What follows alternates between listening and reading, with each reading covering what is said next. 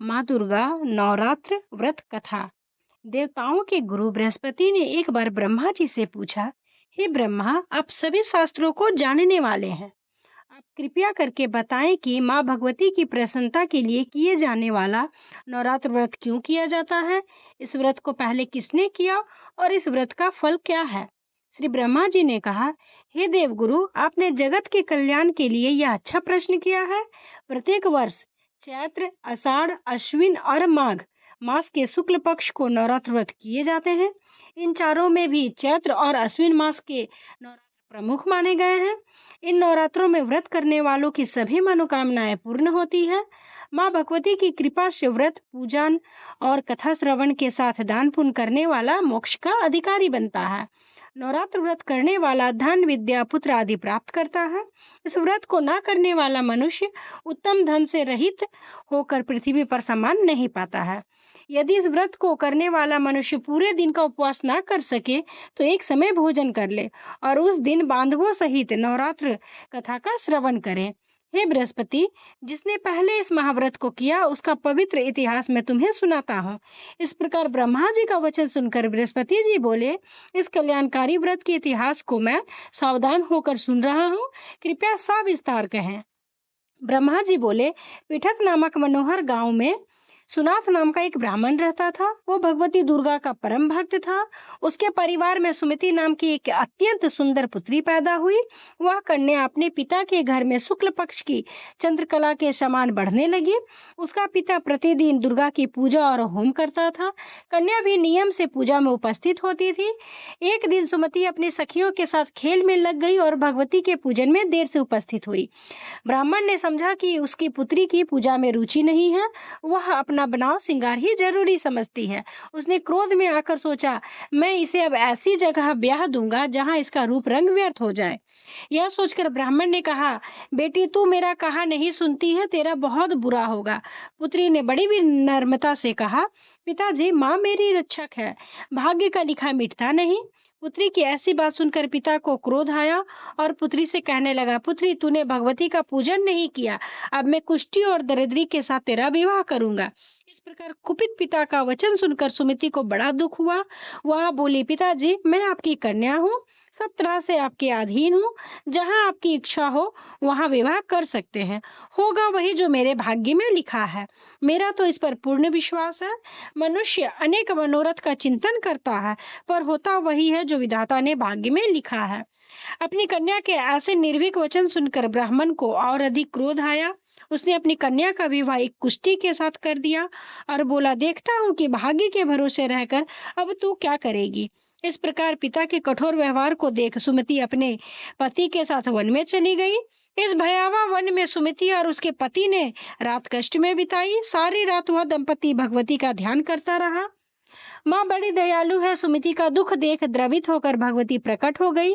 वह सुमति से कहने लगी, हे पुत्री, मैं तुम पर प्रसन्न हूँ, तुम जो चाहो वरदान मांग सकती हो, मैं प्रसन्न होने पर मनवांछित फल देने वाली हूँ।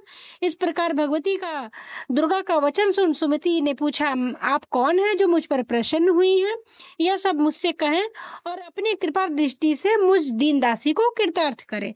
सुमति का वचन सुनकर देवी बोली, मैं आदि शक्ति हूँ और मैं ही ब्रह्म विद्या और सरस्वती हूँ। मैं प्रसन्न होने पर प्राणियों का दुख दूर कर उनको सुख प्रदान करती हूँ। सुमति माँ के चरणों में गिर गई। उसने हाथ जोड़कर पूछा, हे माँ, किन कारणों से मेरी यह दुर्गति हुई है? इस जन्म में तो मैंने कोई पाप नहीं किया, आप कृपया कर मेरे पूर्व जन्म के बारे में बताएं। भगवती ने कहा, मैं तुम्हें तुम्हारे पूर्व जन्म का वृत्तांत सुनाती हूँ। तुम पूर्व जन्म में निषाद की पतिव्रता स्त्री थी। एक दिन तुम्हारे निषाद पति ने चोरी की। चोरी के कारण तुम दोनों को सिपाहियों ने पकड़ लिया और कारागृह में डाल दिया। उन लोगों ने तुम्हें और तुम्हारे पति को भोजन नहीं दिया। भाग्य से वह दिन नवरात्र का था। नवरात्र में तुम्हें ना तो खाने को अन्न मिला और ना पीने को जल मिला। इस प्रकार 9 दिन तक नवरात्र का व्रत हो गया। हे सुमति, उन दिनों जो व्रत हुआ उस व्रत के प्रभाव से प्रसन्न होकर तुम्हें उत्तम परिवार मिला था। उसी जन्म के व्रत के प्रभाव से मैंने दर्शन दिए हैं। अब तुम्हें मनवांछित वस्तु मिल रही है। तुम्हारी जो इच्छा हो सो मांगो। माँ दुर्गा के इस प्रकार के वचन सुन सुमति बोली, अगर आप मुझ पर प्रसन्न हैं तो हे माँ, कृपया मेरे पति का कोढ़ दूर करें। देवी बोली, उन दिनों जो तुमने व्रत किए, उस व्रत के मात्र एक दिन के पुण्य को अपने पति के कोढ़ को ठीक करने के लिए अर्पण करो। मेरे प्रभाव से तुम्हारा पति कोढ़ से रहित हो जाएगा। माँ दुर्गा की महिमा अपरंपार है। किसी भी जन्म में किया गया पुण्य, उनका नाम स्मरण, व्रत आदि भक्त को मनचाहा वरदान देता है। श्री ब्रह्मा जी ने कहा। देवी के वचन सुनकर सुमति बहुत प्रसन्न हुई। अपने पति को निरोग करने की इच्छा से माँ दुर्गा को प्रणाम कर बोली, माँ तुम मुझ पर कृपा करो और अपने पूजन का फल देके मेरे पति को निरोग कर दो। तत्क्षण ही सुमति के पति का शरीर भगवती दुर्गा की कृपा से कांति युक्त हो गया। पति के मनोहर देह को देख सुमति माँ की स्तुति करने लगी। उसने कहा, हे दुर्गे, आप दुर्गति को दूर करने वाली, तीनों लोगों का संताप हरने वाली, मन समस्त दुखों को दूर करने वाली, रोगी मनुष्यों को निरोग करने वाली, प्रसन्न होने पर मनवांछित वस्तु देने वाली और दुष्टों का नाश करने वाली हैं। सारे जगत की आप ही माता और पिता हैं। हे अम्बे, मेरे छोटे से अपराध पर मेरे पिता ने कुष्टी के साथ मेरा विवाह किया था। आपने मेरा उद्धार किया है।